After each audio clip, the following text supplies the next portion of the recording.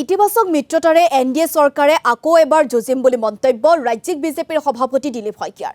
মিত্ৰতা সন্দৰ্ভত আলোচনা চলিয়ে আছে। যিমান সোনকালে পৰা যায় আনুষ্ঠানিক মিত্ৰজোঁটৰ বাবে আলোচনা কৰিব লাগিব বুলি ক'লে ৰাজ্যিক বিজেপিৰ সভাপতিগৰাকীয়ে।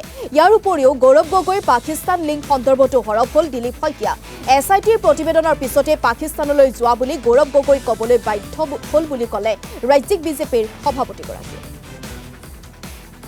আলোচনা চলিয়ে আছে, অনানুষ্ঠানিক হৈ আছে কথাবিলাক, কিন্তু প্ৰট'কল অনুসৰি আনুষ্ঠানিক বাৰ্তালাপ এটা হ'ব লাগে আৰু নিশ্চিতভাৱে যিমান সোনকালে পৰা যায় মিত্ৰ দলৰ লগত আমি আমাৰ আনুষ্ঠানিক যি আলোচনা সেই আলোচনা কৰিম, আমিও কৰিম, কেন্দ্ৰীয় সমিতিৰ সন্মানীয় নেতৃবৃন্দও কৰিব।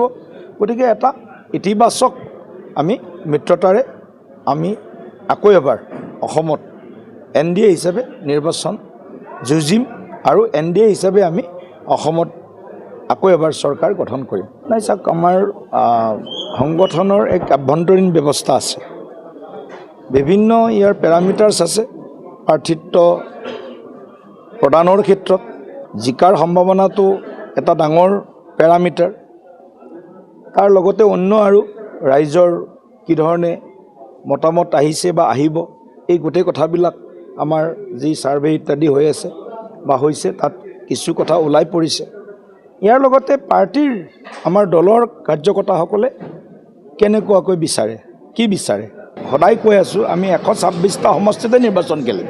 আমাৰ কাৰণে 126টা সমষ্টি এনডিএ হিচাপে 126টা সমষ্টিত বিজেপিৰ প্ৰাৰ্থিত্ব প্ৰত্যাশীও আছে, অগপৰো আছে, অন্য হয়তো আমাৰ মিত্ৰ দলত থকা সকলৰো আছে। গতিকে আমাৰ কাৰণে 126টা সমষ্টিয়ে টাৰ্গেট, কিন্তু তাৰ ভিতৰত বিজেপি কিমানত খেলে, অগপই কিমানত খেলে, এই গোটেই কথাখিনি আমি বা BPF বা UPPL যদি লগত থাকে কি হ'ব, এই কথাখিনি চূড়ান্ত হ'ব। তেওঁ পাকিস্তানত যোৱা বুলি খালি ক'লে, ইয়াৰ আগতেতো পাকিস্তান যোৱা বুলিও কোৱা নাছিল। যেতিয়া SITৰ প্ৰতিবেদনত ফাদিল হ'ল, তেতিয়া বাধ্য হৈ ক'লে যে মই গৈছোঁ পাকিস্তানত। পাকিস্তানত গৈ কি কৰিছে? কোনোবা হিন্দু মন্দিৰত গৈ প্ৰাৰ্থনা কৰিছে, কোনোবা ভাৰতবৰ্ষৰ সপক্ষে ভাৰতবৰ্ষৰ যি হওক ইণ্টাৰনেশ্যনেল ধৰক ডিপ্ল'মেচিৰ লগত জড়িত কোনো মানুহক ভাৰতৰ পক্ষ লোৱা তেনেকুৱা মানুহৰ লগত কথা পাতিছে। এনেকুৱাতো কোনো চবটো সামাজিক মাধ্যমত তেওঁ প্ৰকাশ কৰে, আমিও কৰোঁ।